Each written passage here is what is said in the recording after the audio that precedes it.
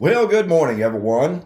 Happy Monday morning to you, and welcome back to Morning Musings. Perhaps I should say, hey, welcome back, Dawn. Uh, I tell you, it sure seems like a long time. And yes, I've still got some issues with my voice, but it is exponentially better. I'm going to have to talk at a lower volume. And the problem of it is, I get excited about what I'm talking about. And, I kind of get to rocking and rolling as it were. And the next thing you know, I've got problems again. And so I hope you'll forgive me for that. I'm doing the very best that I can. Uh, Taken all of my antibiotics. I've tried some of the other remedies that some of you have suggested. And first of all, let me just say how tremendously pleased and honored I am with all of the wonderful comments. Last Friday I produced a video for last Friday, and I just want you to know how much I appreciate all of your kind remarks, your prayers, your concerns for my voice, and what have you. Thank the good Lord, I actually feel just pretty decent. If you've ever heard the saying, I still feel about a half bubble off center, not not quite back to my regular self, but nonetheless, I'm feeling just pretty good. And so I'm very thankful for that. Now, if the voice would just go ahead and, get over the top and come back to where it needs to be. I don't know if it ever will. I mean, my voice doctor says, well, you just talk too much. Me? Talk too much? Nah, surely not. So anyway,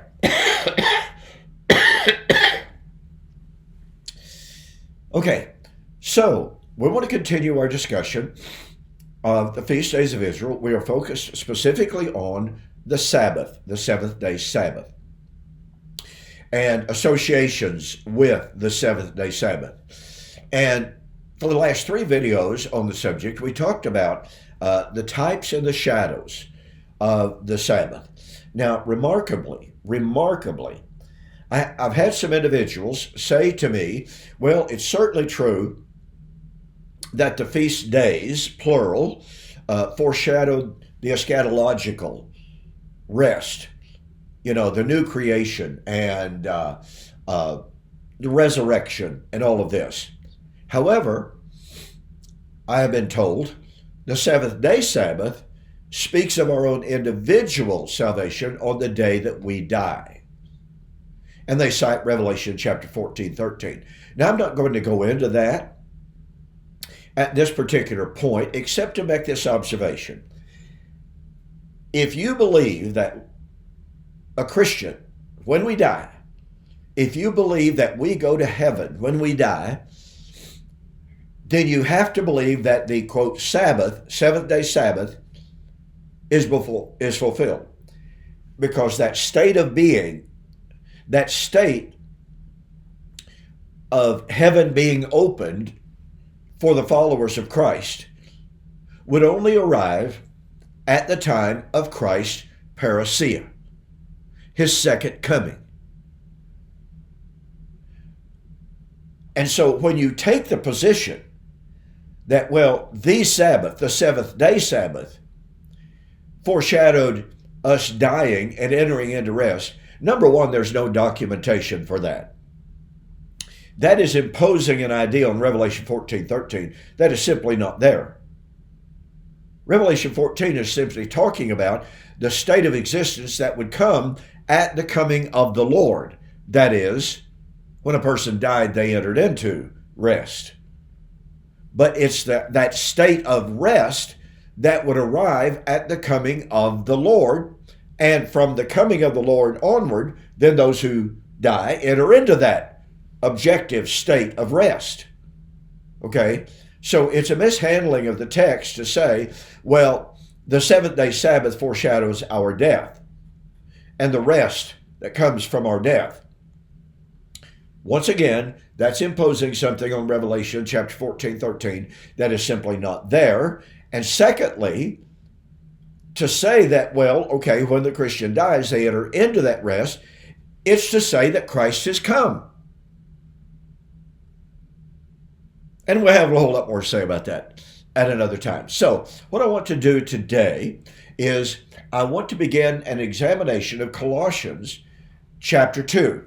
Now, in all of my years of interacting with Sabbatarians, Colossians chapter 2, 16 and 17 have been a real focus of attention, along with Matthew 5, 17 and 18, of course, in which Jesus said, "Do not think that I am come to destroy the law of the prophets. I did not come to destroy, but to fulfill. For verily I say unto you, until heaven and earth passes away, not one jot, not one tittle of the law shall pass until it's all fulfilled." Now, Sabbatarians have liked to argue, well, Jesus said, until heaven and earth passes, not one jot, one tittle shall pass from the law. Heaven and earth is still here.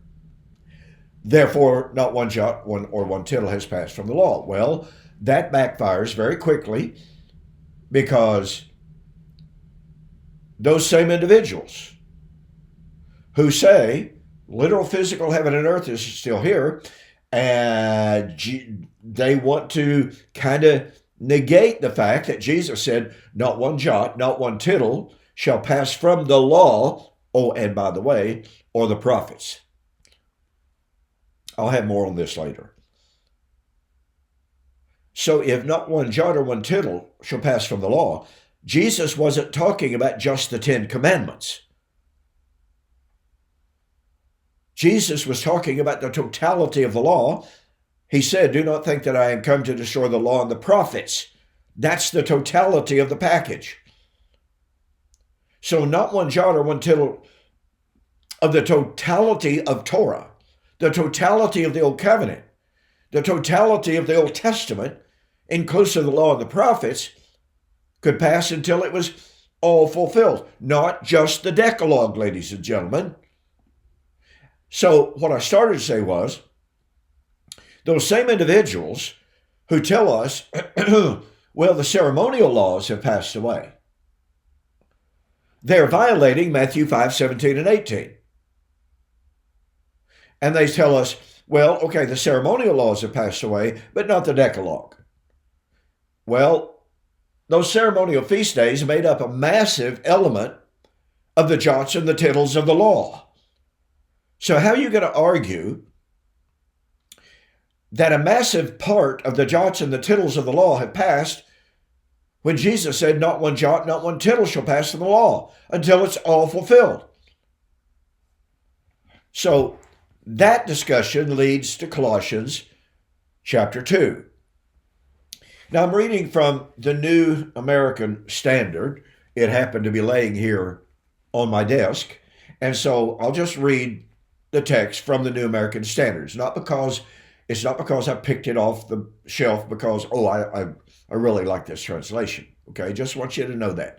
Many translations agree with what the New American Standard says.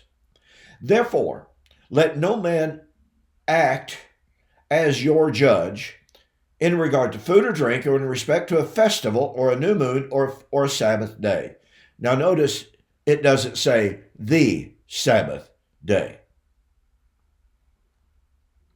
Things which are a mere shadow of what is to come, but the substance belongs to Christ. Now, once again, and by the way, a Sabbatarian scholar by the name of Baldwin has written a really good book on Christ as our Sabbath.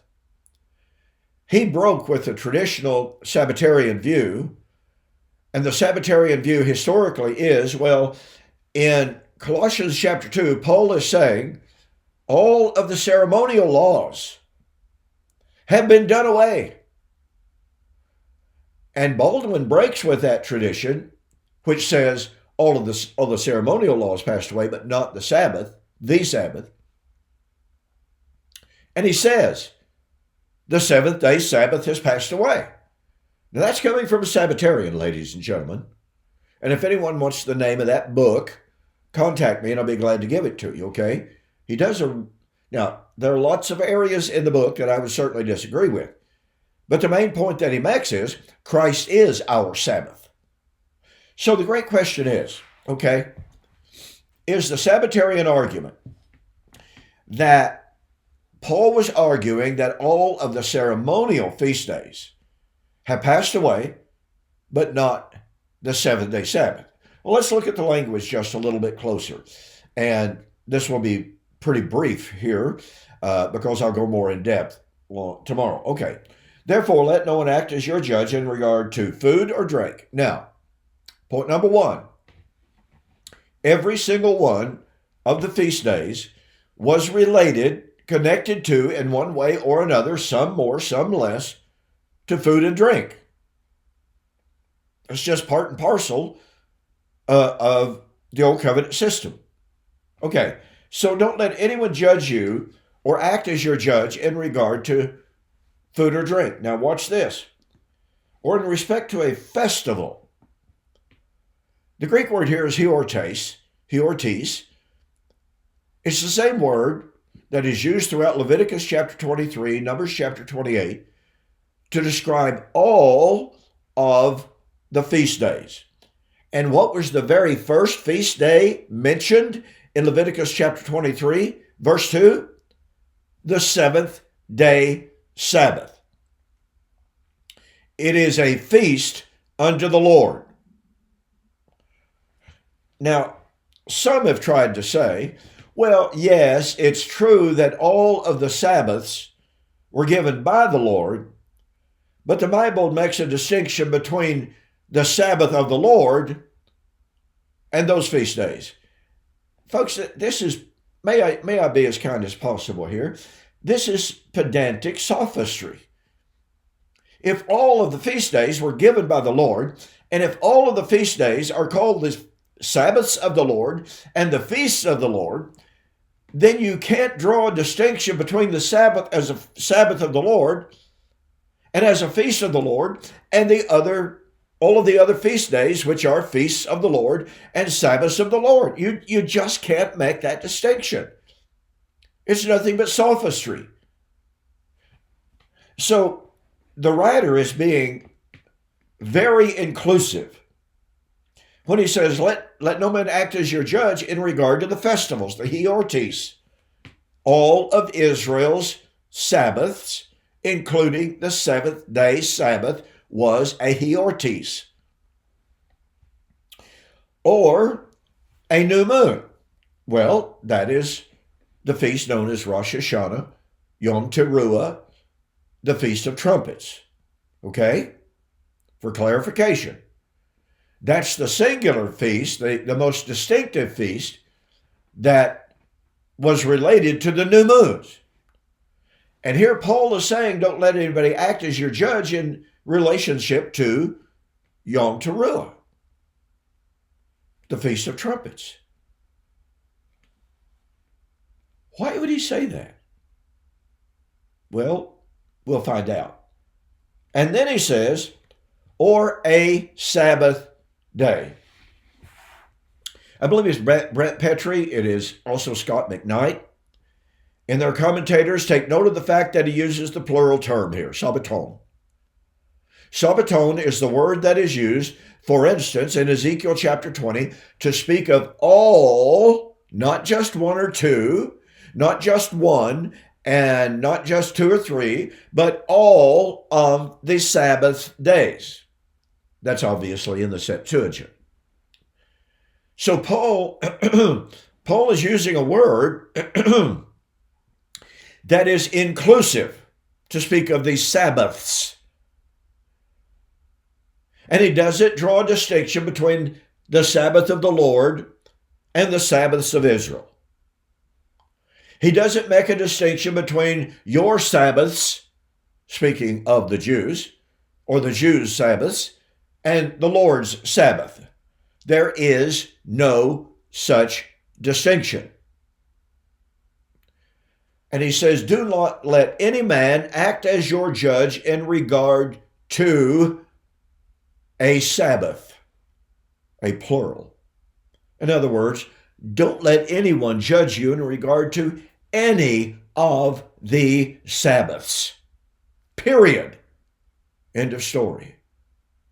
And yet, the entire Sabbatarian world sits as judges, and we are told, I've been told repeatedly, down through the years, several times by posters on my YouTube, that I'm sinning. I'm causing people to sin and violate the law of God by telling them the seventh-day Sabbath is not mandatory. So they're sitting in judgment of me in regard to the Sabbaths, plural, and a Sabbath, any Sabbath. But is that what was Paul, number one, was Paul delineating between the seventh day and any of the other Sabbaths? And more critically here, was Paul saying in any sense whatsoever that these, quote, ceremonial Sabbaths, unquote, and the ceremonial feast days, unquote, was he saying those laws, those feast days had been nailed to the cross?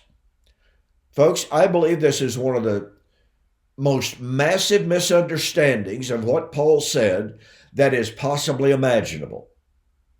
And I'll begin talking about it on the flip side. So I'll see you there.